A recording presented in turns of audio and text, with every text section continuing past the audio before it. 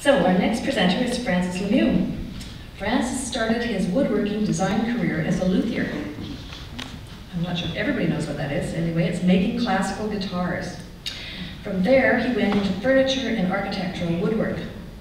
Francis received his trade certification in joinery in 1979 and has worked consistently in the field since then and trained many apprentices as well.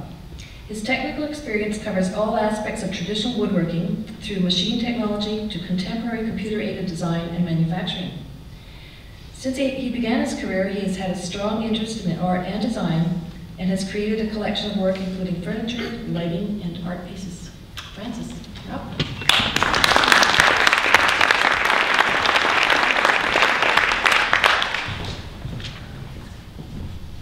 Thank you.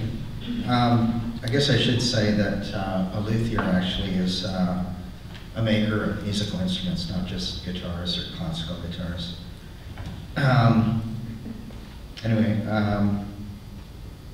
I haven't taken any of the Toastmaster courses or anything, so I'm going to have to read this. I've been making things at a professional level for about 30 years. I moved my studio to a light industrial building on Murray Street in Port Moody 7 years ago. This is some of the work I've produced since the move to Port Moody. All of the furniture and art pieces are my original designs. Most of the built-in work I custom designed for the client.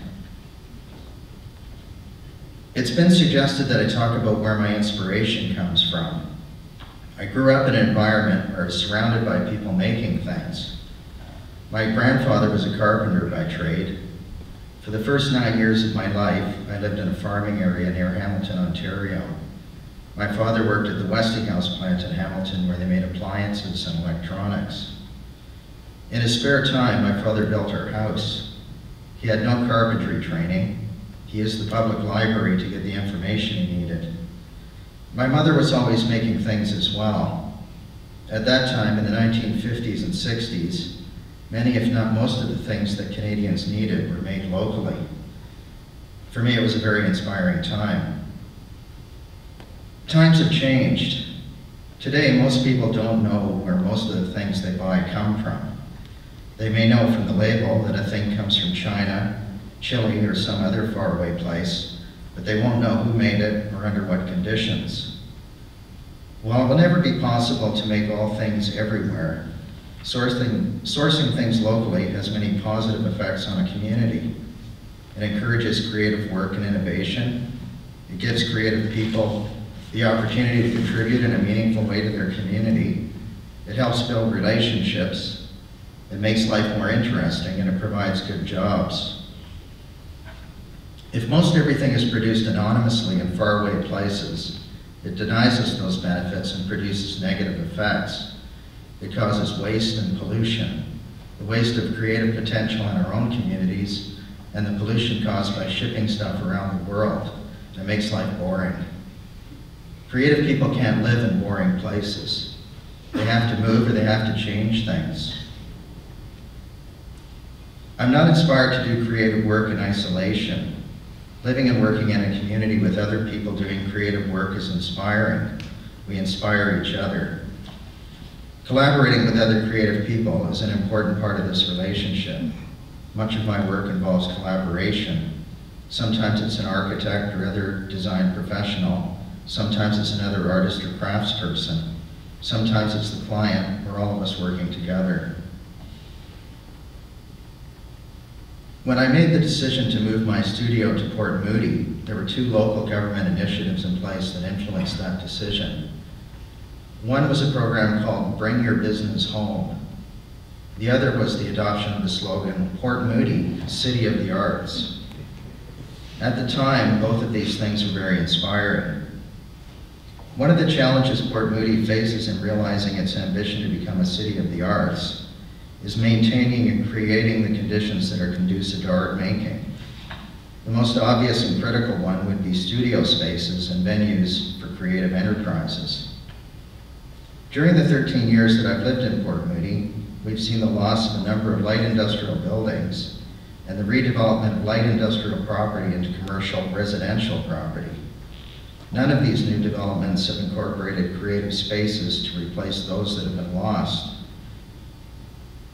The pressures to develop Port Moody as a bedroom community are extreme. For many people, it is only a place to get out of or into as quickly as possible, rather than a place to live and work. This trend is being accelerated by the development of the Evergreen Line, where there will be many positive effects as a result of building this rapid transit system. Something will need to be done to counter the negative effects, especially the effects of gentrification, the loss of creative spaces, and the collateral damage that will result from routing the line through the industrial heart of Port Moody. The challenge to maintain and encourage the creative culture that exists in Port Moody is daunting. People will need to work together to find a solution. Perhaps events such as this one will provide an opportunity for people to start talking about these issues. I've started a couple of blogs where I talk about a few of these things and where people could make comments and so on. One of them is called Port Moody, City of the Arts, with a question mark. And the other one is called Relevant Woodworking, which is, the blog on Port Moody is, as I say, about anything basically relating to the arts in Port Moody. And the Relevant Woodworking blog is anything relevant to woodworking. Although I don't have a showroom or a gallery space at my studio, I do welcome visitors by appointment. So if anybody would like to come by, just give me a call and feel free to drop by.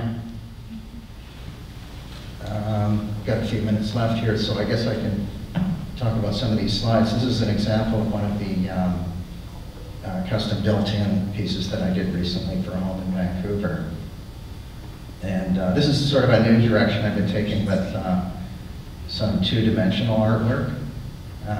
In reality, this would be about 4 feet by 4 feet in total, and it's a traditional Islamic pattern engraved into wood and then treated with wax. And this is a similar thing. It's not treated with wax, but it's a familiar symbol engraved into panels and made into a folding screen.